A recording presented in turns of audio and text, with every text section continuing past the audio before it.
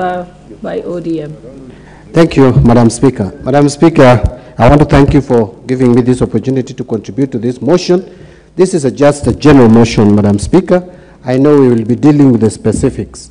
Whereas I don't have a problem with the substance of the memorandum by the President to Parliament, the 4 key issues are issues that have been debated, talked about largely and widely in this country.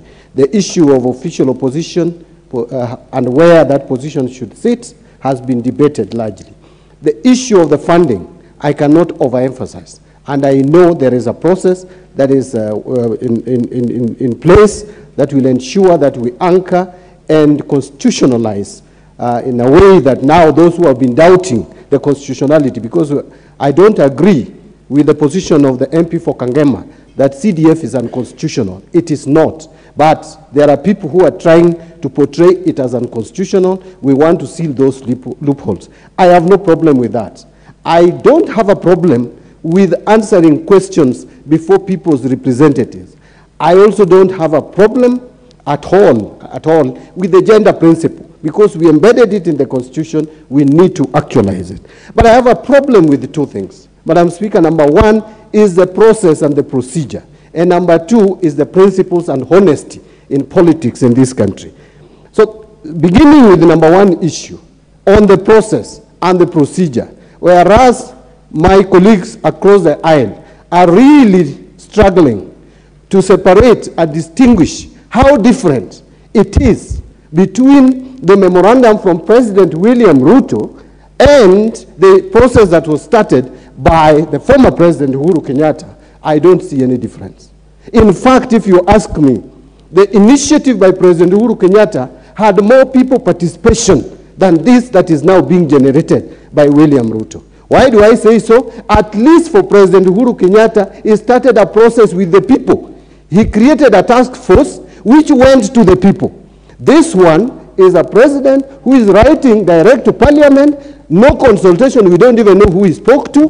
Whether he spoke to people who visited him at State House, I don't know. This one is a direct initiative by the president. I just want to caution members of Parliament and the people of Kenya that it is not right, and I want to repeat it, it is not right to encourage the president to initiate constitutional amendments.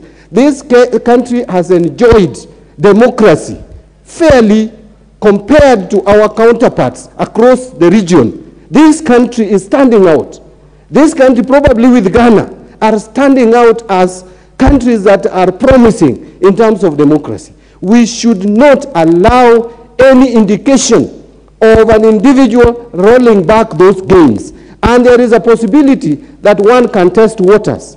Don't allow the president to start testing waters by writing to Parliament for constitutional amendment tomorrow, and with the gerrymandering that I have already started seeing, and the games being played around with the members of the opposition now being invited at will, and Jubilee almost gone to the other side, with MDG gone, with UDM gone, and many individual MPs, including now my party, is under threat of being raided. I foresee a possibility of a president, once emboldened, can recommend far-reaching amendments to the Constitution, which may even take us to a life presidency.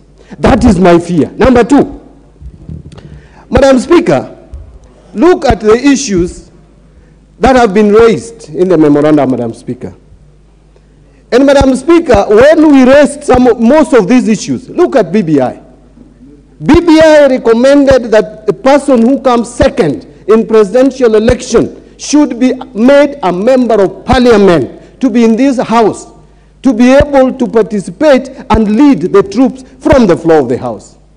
Look at the issue of the cabinet. We recommended that cabinet should come from Parliament, and we said that even those who would come from outside would be made ex officio members of Parliament, as Attorney General used to be. Madam Speaker, on the issue of the 2/3 gender principle, that has been captured very well and exhaustively in detail in the BBI. Madam Speaker, I can say in a nutshell that when we proposed this to the people of Kenya, we were called names. I remember Kenya Kwanza and the leadership of the Kenya Kwanza called us selfish, people who are interested in grabbing power, People who want to extend power and existence in office of certain unnamed individuals, but the target was Uhuru Kenyatta. People who are looking for space for people who should be retiring, that was the word then. And we were told that we were not focusing on the needs of the people of Kenya, and that the people of Kenya are suffering. That constitutional amendment is not a priority. Madam Speaker, I don't know whether now the people of Kenya are enjoying and that the living standard is now, the cost of living is low. Yet, when I walk across, we are suffering even more than last year. The cost of food is unaffordable. There is the drought situation in the country. How I wish that the language of President William Ruto, when he was campaigning, he sticks to that script and make the people of Kenya have a bearable life. Instead of writing memorandums to us, these are issues we can deal with. We can sit down as a country and agree that we want to go the route of constitutional amendment to introduce the official leader of opposition, to introduce cabinet secretary to come to parliament and become members of parliament instead of passing through the back door and escape routes to look for a way of bringing strangers in the house. And I heard Honorable Murugara saying that we allowed some 2 strangers. The president is not a stranger. Look at the presidential systems across the world. The president is part of a legislative process of the country. That is why he is the last one to assent to the bills. He cannot be a stranger. The other issue that you have brought of the CS for Treasury, that is not a constitutional provision. In the Constitution, it is only allowed to make pronouncement. He can even make it from Uhuru Park, from KICC. It is us who decided to bring in the standing order provision to allow him to stand there, which is, in my view, unconstitutional. But we are living with it. And by the way, those pronouncements don't make any, there's no value to those pronouncements. We are only living with our neighbors in the East African community. Madam Speaker, I want to wind up by saying this very strongly, that there is dishonesty in this country. How I wish that, and Dr. William Ruto is my friend, how I wish that he went back to his campaign pledges. Our people are suffering. Constitutional amendment, I want to take now his position when he was campaigning. Constitutional amendment is not a priority for this country. The priority is the cost of living. Don't overtax our people. Stop snooping in our phones. If I send money to my mother, that is not income to my mother. It is a transfer of resources. He should consult people like us who have extensive and wide knowledge in financial management. The issue of taxation should be left to KRA. The president can never be a tax collection agent. We have competent people in KRA. If Kenyatta family is not paying tax, they must pay. But let KRA follow them. Anyone who is not paying tax should pay. But let KRA follow them. Let us not weaponize KRA. You are the ones who told us that President Uhuru Kenyatta was weaponized in state institutions. You are doing exactly that. You are weaponizing KRA. You have already made judiciary impotent. We are moving in a very dangerous direction. That is why I'm reluctant to accept this idea of all of us trying to run to the president. We want to support your government. The president has enough members of parliament to support his government. We must be here to provide checks and balances to this executive.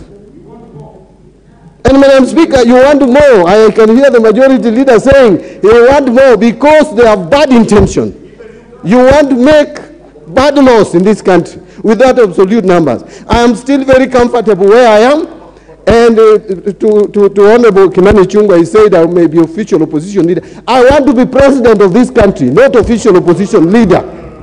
I will be president of this country, not official opposition leader. I don't want to official opposition leader. I've been minority leader. It is enough for me. I want to now move up and become the president of the Republic of Kenya. Thank you, Mr. Speaker. With those many remarks, I oppose the motion.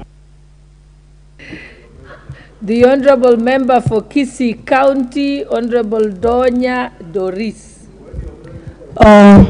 Thank you, Madam Speaker. As we go through this debate, I will agree with some members in terms of gender. Women are transformational role models due to the challenges that they face. They will always want to leave good marks. They will always want to perform, and women will be number one to talk about issues to do with gender, GBV, when there are job opportunities. We will always stand firm to make sure that women are allocated their portion. As we go through the constitutional amendment discussion, we must consider those that improve the lives of our people. Our changes should be on issues that promote the lives of Kenyans, issues to deal with poverty, not issues to deal with individuals. So change of constitution, Madam Speaker, should be changes that make mwananchi happy, not those that are for leaders. As I stand from this end, like I come from Kisii County, we have issues to do with FGM, issues that our male counterparts will rarely speak about. So when we consider the gender balance issue, I'm sure most of the women seated in this house will understand things to do with GBV, will understand things to do with girl child, even the issues of sanitary pads. This aligns well with women more than it aligns well with our male counterparts. So this I see is very paramount in terms of the constitutional changes on gender and even the allocations of affirmative action fund. This, when you consider this in the constitution and it is not challenged, women will sit and put focus to make sure that there is enough for women. As it is now, we are competing with the male members of parliament in terms of bursaries and even other small activities that happen on the ground. So I support the motion, but differ a little bit on bringing the ministers to the floor of the House for questioning, since that should be taken care of by the committee members. Thank you very much, Madam Speaker. The Honorable Member for Kibwezi West, Honorable Ikomas Mutuse. Thank you, Madam Speaker. I stand first of all to contribute to the motion, to the memorandum by His Excellency the President that came to the House proposing several constitutional amendments. Regarding the matter of CDF, Madam Speaker and the House are aware that we debated that extensively. We also formed a joint committee with the Senate, and the presidential memorandum can only be seen to add credibility to the proposal by the Honorable Gishimo and the Honorable Member for Matungulu that was debated in a similar manner before this House. I would urge honorable members to let that matter be dealt with by the joint committee of this Assembly and the Senate, so that we make progress, so that there is harmony in the presidential proposal and the proposal that this House had initiated before the presidential memorandum. On the issue of the gender role, all of us agree that we have an history where women were not participating in our governance institutions as much as they should. We also know that the contribution of women in the development of our economy and in building our families cannot be gainsaid. And therefore, and we also know that we have been at a constitutional crisis, so to speak, because none other than the Chief Justice of the Republic of Kenya, retired Chief Justice Maraga, advised this country that this House, the 12th Parliament, and even this 13th Parliament are unconstitutional regarding to the 2/3 gender principle. And therefore, there is urgency in considering the proposals by the President so that we see how we can make this House and the Senate and the county assemblies, I know the county assemblies are compliant, constitutional. Madam Speaker, the President, alongside CDF and NGAF, is also proposing the Senate Oversight Fund. Wisdom is that the Constitution has not just created the House of Senate. The Constitution has created the National Assembly and the Senate as Parliament. And therefore, our proposal will be to rename the Senate Oversight Fund as Parliamentary Oversight Fund, so that even members of the National Assembly can be facilitated in their oversight duties in their constituencies, and those who oversight counties, like the women representatives, can also be facilitated to do their work.